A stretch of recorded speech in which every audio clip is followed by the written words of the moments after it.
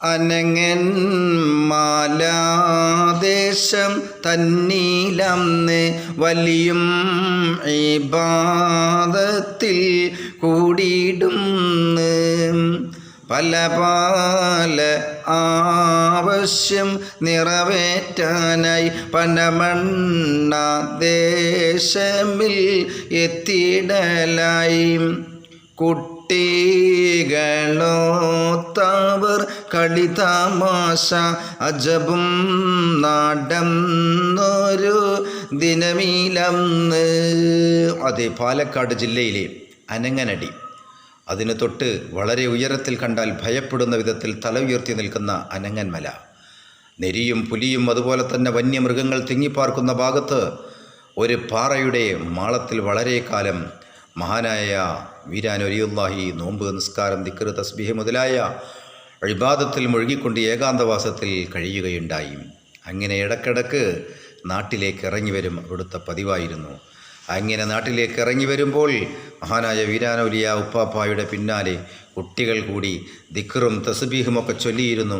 അപ്പോൾ കിട്ടുന്ന പൈസ കൊണ്ട് അവർ മിഠായി, അതുപോലെ തന്നെ ബിസ്ക്കറ്റ് തുടങ്ങിയ പല സാധനങ്ങളും കുട്ടികൾക്ക് വാങ്ങിക്കൊടുത്ത് വിതരണം ചെയ്യുമായിരുന്നു. അങ്ങനെ ഒരിക്കൽ പനമണ്ണയിൽ വരികയും റോഡിൽ കൂടി കുട്ടികളുമൊത്ത് ദിക്റ് ചൊല്ലി നീങ്ങിക്കൊണ്ടിരിക്കെ റോഡരികിലെ ഒരു വീട്ടിൽ വലിയ ഒരു മാവിൻ മാങ്ങ മൂച്ച് കാണുകയുണ്ടായി.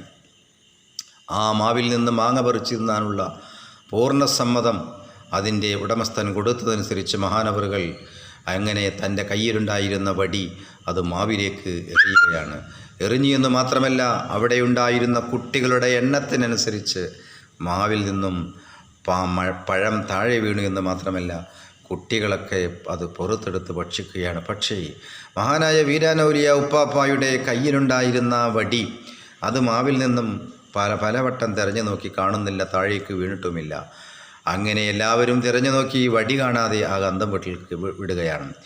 ആ സമയം മഹാനായ വീരാനൗലിയ ഉപ്പാപ്പ പറഞ്ഞു, അത് വെള്ളക്കാരൻ്റെ വടിയാണ്, നിങ്ങളെല്ലാവരും പോയിക്കോളി, നിങ്ങൾ വീട്ടിൽ പോയിക്കൊള്ളൂ, അത് വെള്ളക്കാരൻ്റെ വടിയാണ്, അത് പിന്നെ നിങ്ങൾക്ക് കിട്ടിക്കോളും എന്ന് മഹാനായ വീരാനൗലിയ ഉപ്പാപ്പ പറയുകയാണ്. അങ്ങനെ വടിയും തീരം ഞവർ നടന്നിടുന്നേ ഒരുത്തനിലായെന്ന്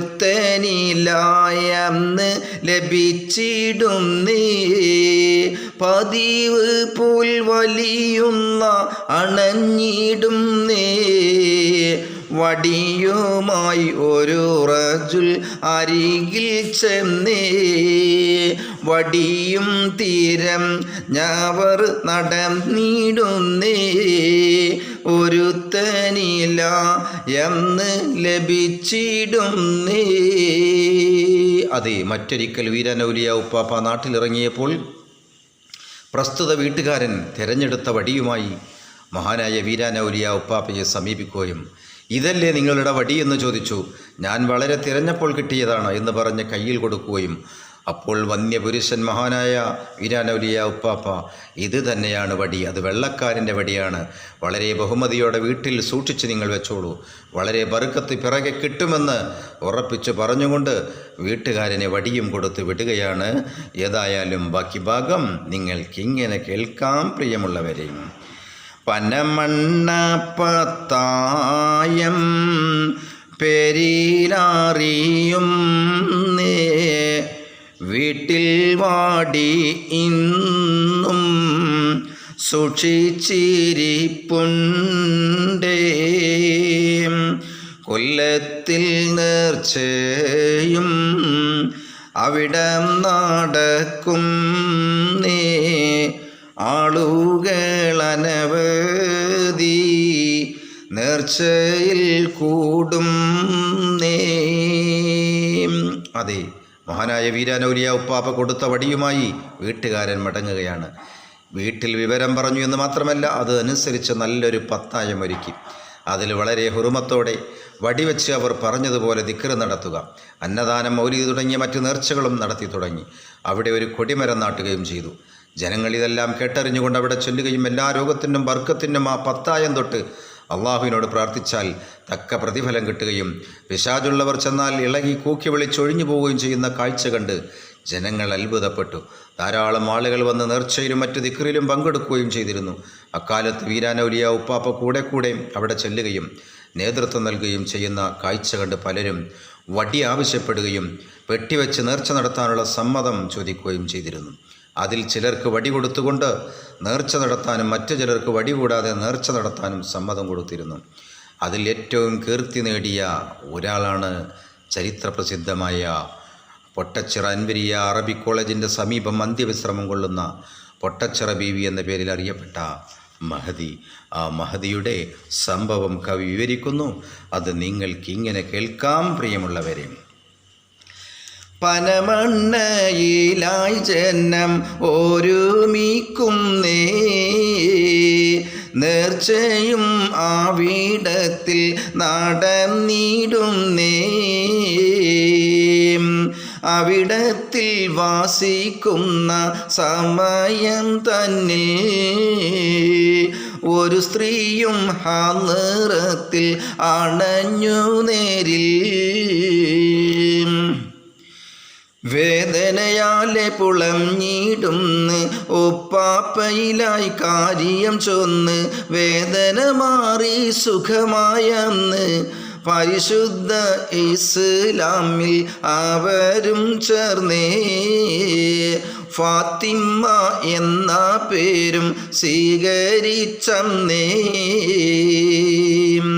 പൊട്ടച്ചിറയിൽ വന്നവരന്ന് താമസമാക്കി അവിടമിലന്ന്, മഷഹൂറായിടും ദേശവുമിന്ന് പരിശുദ്ധ മതത്തിലായി അവരും ചേർന്നേ. ഫാത്തിമ എന്ന പേരും സ്വീകരിച്ചന്നേ. പനമണ്ണയിൽ മഹാനായ വീരാനൗലിയ ഉപ്പാപ്പ ഉണ്ടായിരുന്ന കാലത്ത് പല നേർച്ചയും ദിക്റുകളും നടന്നു എന്ന് പറഞ്ഞുവല്ലോ. അങ്ങനെ പല ആളുകളും മഹാനായ വീരാനൗലിയ ഉപ്പാപ്പയെ സന്ദർശിക്കൽ പതിവായിരുന്നു. ആ കൂട്ടത്തിലാണ് നമ്മുടെ മഹദി, പൊട്ടച്ചിറ ബീവി എന്നറിയപ്പെടുന്ന ആ മഹദി അന്ന് അമുസ്ലിമായിരുന്നു, മുസ്ലിമായിട്ടുണ്ടായിരുന്നില്ല.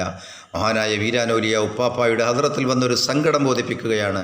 തൻ്റെ വിട്ടുമാറാത്ത വയറുവേദന, ആ വയറുവേദന മാറിയെന്ന് മാത്രമല്ല, മഹാനായ വീരാനൗലിയ ഉപ്പാപ്പാൻ്റെ തൃപ്തിക്കനുസരിച്ച് നീങ്ങുകയും ആഘോഷങ്ങളൊക്കെ ഒഴിവാക്കി നല്ല നിലയിൽ നേർച്ച നടത്തുകയും അവിടെ നല്ലൊരു പള്ളി കരിങ്കല്ലിൽ മാത്രം കൊത്തുപണികളോടുകൂടെ നിർമ്മിക്കുകയും അതുപോലെ തന്നെ മദ്രസയും കോളേജും വിപുലമായ നിലയിൽ നിർമ്മിക്കുകയും നടത്തിപ്പോരുകയും ചെയ്തു. അതിൽ വളരെ പ്രസിദ്ധി നേടിയ ഒരു സ്ഥാപനമാണ് പൊട്ടച്ചിറ അൻവരിയ അറബിക് കോളേജ്. ഇന്ന് നിങ്ങൾക്ക് പോയി നോക്കിയാൽ ബീവിപ്പടി എന്ന പ്രസിദ്ധ പേരിൽ ആ സ്ഥലം ഇന്നും അറിയപ്പെടുന്നു. അതാണ് പൊട്ടച്ചിറ ബി ഫാത്തിമ എന്ന പേര് സ്വീകരിച്ച് അള്ളാഹുവിൻ്റെ മാർഗത്തിലേക്ക്, ഹിദായത്തിൻ്റെ വഴിയിലേക്ക് വഴി തുറക്കാൻ കാരണക്കാരനായ മഹാനായ വീരാനൗലിയ ഉപ്പാപ്പ.